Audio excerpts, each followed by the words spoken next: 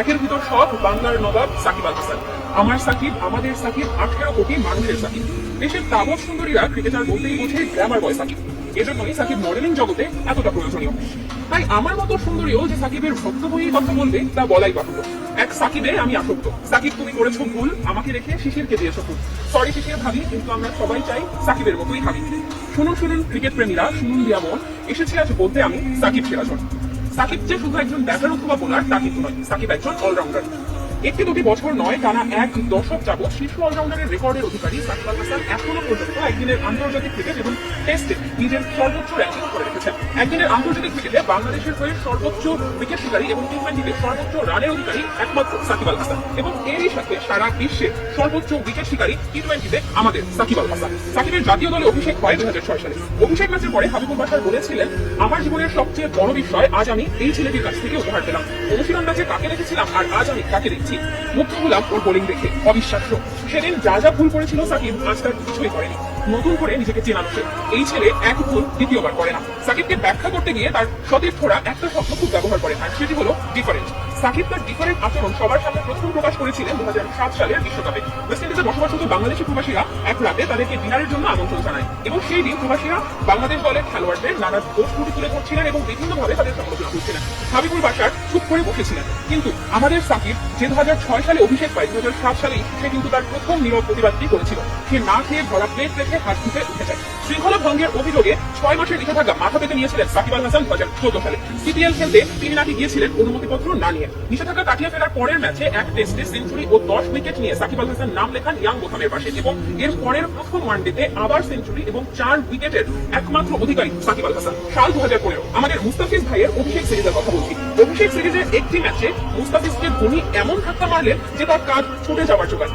সেদিনও কিন্তু প্রতিবাদটি আমাদের সাকিব ভাই করেছিলেন, এবং যে কারণে ম্যাচটি থেকে 75% কাটা পড়েছিল ধোনি। 2018 সালে শ্রীলঙ্কার বিপক্ষে নিদাহাস ট্রফিতে বিতর্কিত আম্পায়ারিং এর কারণে সতীর্থদের মাঠ ছেড়ে চলে আসতে বলেন সাকিব আল হাসান। সেদিনও বাঘের মতো গর্জনটি আমাদের সাকিব তুলেছিলেন। শুধু 22 গজে ব্যাটে বলে ঝড় তোলাতেই সীমাবদ্ধ নেই সাকিব আল হাসান। তিনি প্রতিকূল পরিস্থিতিতে কিভাবে দলের পাশে দাঁড়াতে হয় সেটি খুব ভালোভাবেই জানেন।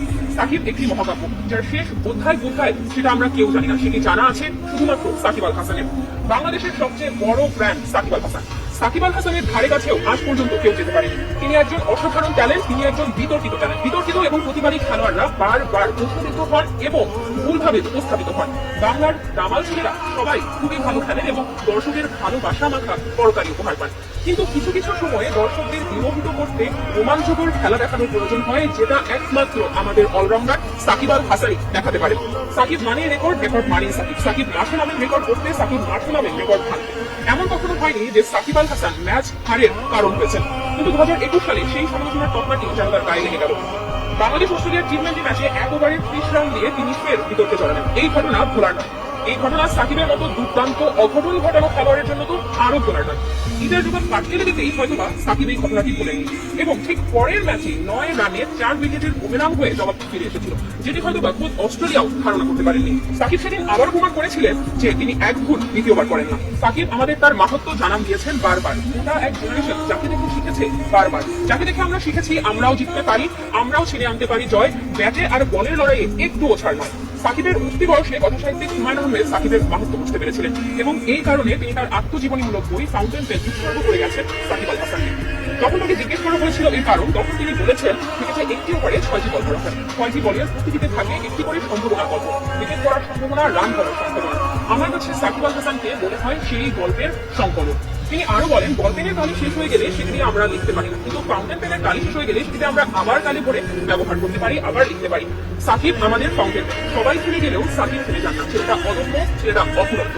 2014 সালে টি-20 বিশ্বকাপে বিদেশি খেলোয়াড়দের সাথে সাকিব বলেছিলেন, প্লেয়াররা বেড়ে ওঠার সময় পুষ্টিকর খাবার পায়, ডিম, দুধ, অরেঞ্জ জুস বাধ্যতামূলক। সেই সাক্ষাৎকারের মূল কথা না বুঝে আমাদের দর্শকরা শুরু করলো অরেঞ্জ জুস নিয়ে ট্রল করা। তখনই সাকিব আক্ষেপ করে বলেছিলেন, এই দেশের মানুষ আমাকে কখনো বুঝবে না। সত্যিই তো, আপনারা সাকিবকে বুঝলেন কোথায় বলুন? যদি বুঝতেন তাহলে তো আজকে সেরা তকমাটা অন্য কারো পাশে লাগাতে পারতেন না। মাননীয় বিচারক, সবশেষে আমি এটাই বলতে চাই, সাকিব আল হাসান যে সেরা, এই বিষয়ে কোনো সন্দেহের অবকাশ নেই। Subscribe please.